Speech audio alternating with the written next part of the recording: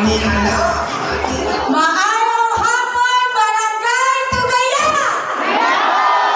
Akong pagtaho ng pagyong mo sa tanan ng mga lumulubyo sa Barangay Tugaya, maayong hapon.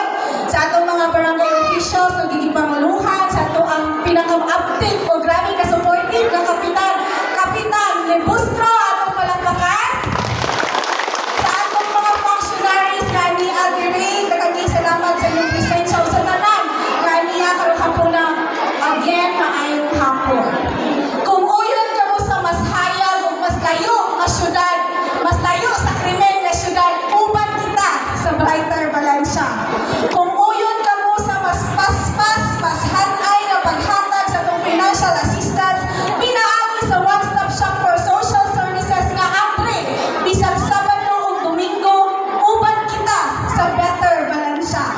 Kung uyon ka mo sa mas systematic na panggobyerno, maghatag og additional na trabaho, pinaagi sa additional na online job opportunities, uban kita sa Smarter Valencia.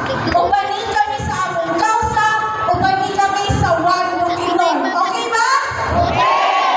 Para ma-implementan ang mga programa sa One Bukidnon, kinahanglan ng atong mayor kinsaman. Attorney Ted Pipito, usa ka batanon, inteligente, abogado, very visionary nga leader. Again, atong palakpakan, atong umaabot mayor, Attorney Ted Pipito.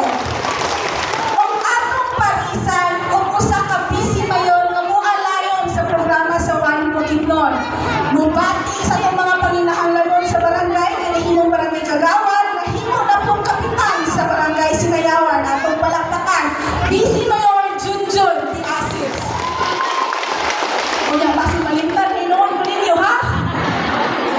Kining batanon nga niya sa inyong atubangan, si Ana Lu Iliamor Zambrano. Kasamtangang gagunit sa Committee on Women's, Children, and Family Welfare, ubay-ubay na ang ordinansa. Ang atong napasa para sa pagprotektar sa itong mga kabataan. Committee on Education, napapasa na ito ang mga resolusyon na kinahanglan sa ato ang DepEd. Committee on Laws, Rules, Privileges, and Ordinances. Kining inyong mga ordinansa sa barangay dili ka na ma-implementar, no? O dili i-review ni Konsihal Ana Lu diha sa kawanan sa konseho. Usa nagpamatuod, na kining batanon, na niya sa inyong atubangan,